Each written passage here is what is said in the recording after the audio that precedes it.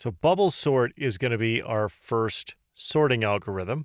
It's probably the easiest one that we're going to do. So I'm going to bring up an array like this, except I'm going to show it like this. And I had previously shown arrays as being green.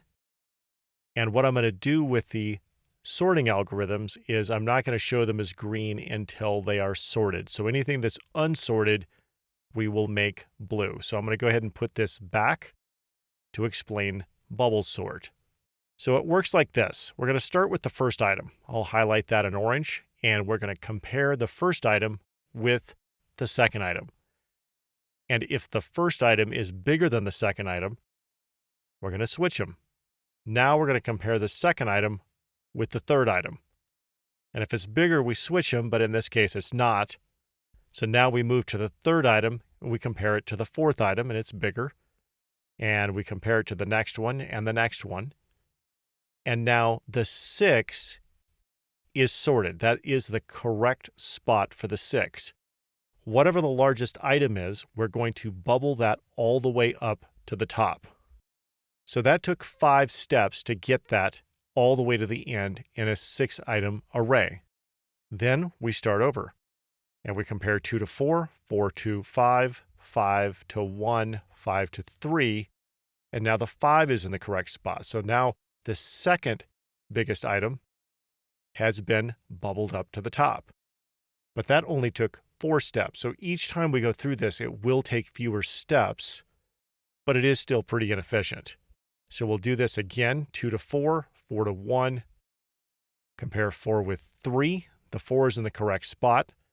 The next round will only take 2 steps. So we'll compare 2 with 1, and then we'll compare 2 with 3, and now 3 is in the right spot. And on the last one, we just compare these two, and if they need to be switched, we switch them. If not, these two are now in the correct spot. So I'm going to go ahead and mix these back up like this. We will pick up here in the next video where we code bubble sort. So now we're going to code bubble sort. We'll pick up where we left off in the last video, except I'll take this and shrink it down into the corner to make room for our code. So we'll call this bubble sort, and we'll pass this an array of integers. So one of the things we talked about in the last video is our first pass through this array that has 6 items, there will be 5 comparisons. And then the second time there's 4, and then 3, and so on. So in our first for loop, we're going to say that I is equal to the length of the array minus 1. So the length is 6, so the first time we're going to go through 5 times. And then you can see here that we are decrementing this each time. In the second for loop, we're going to run this I times. So that'll be 5 times the first time we do it, and then 4 and 3, etc. So inside of this for loop is where we will check to see if 2 items need to be switched. So we'll say array at the index of j, that's this item here. If it's greater than j plus 1, which is the next item, then we'll switch these. So we'll switch these with 3 lines of code. I'm just going to bring them in, and then we'll walk through how this works. So we're creating a new integer temp, and we're setting it equal to the value of the item that's at the index of j.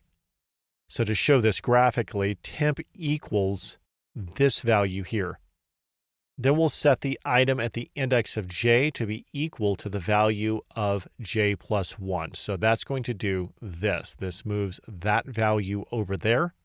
And then we say at the index of j plus 1, we're going to set that equal to temp, and that copies that in there. And that's how we're going to swap our items.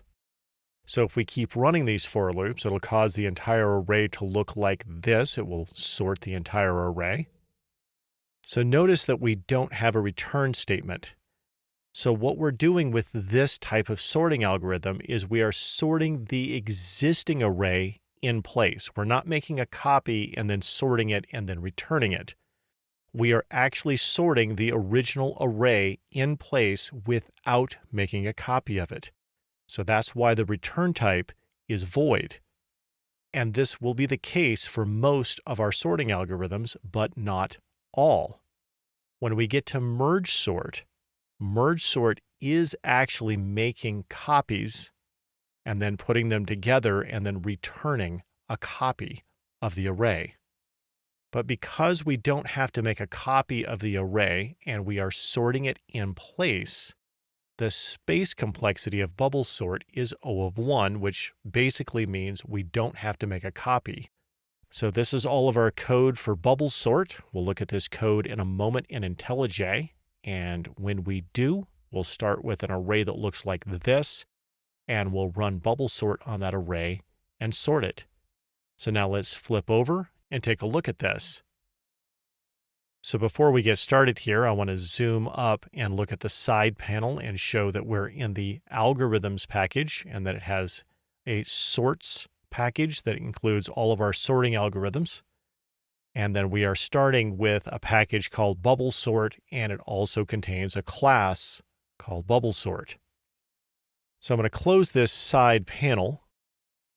So you can see here that we have our class bubble sort, and this is the method that we just created.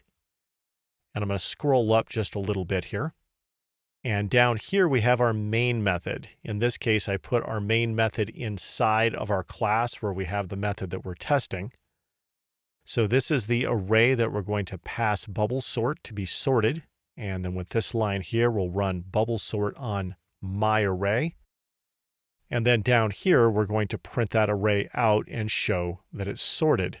So I do want to come down here and explain this. I'm highlighting this. So we have to use arrays.toString and then pass it myArray to print this out. In other words, the array has to be converted to a string before you can print it. So I'm going to delete this and just type in myArray. If you do it this way, you're going to get this wavy underline with this. And if you come up here and just hover over this, you're going to get this box.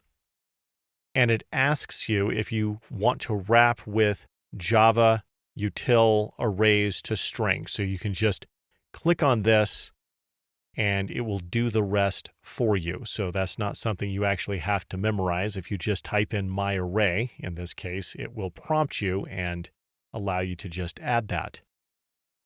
Okay, so now I will run this. And you can see up here that we have a sorted array 1 through 6. So it looks like we have a working method for bubble sort.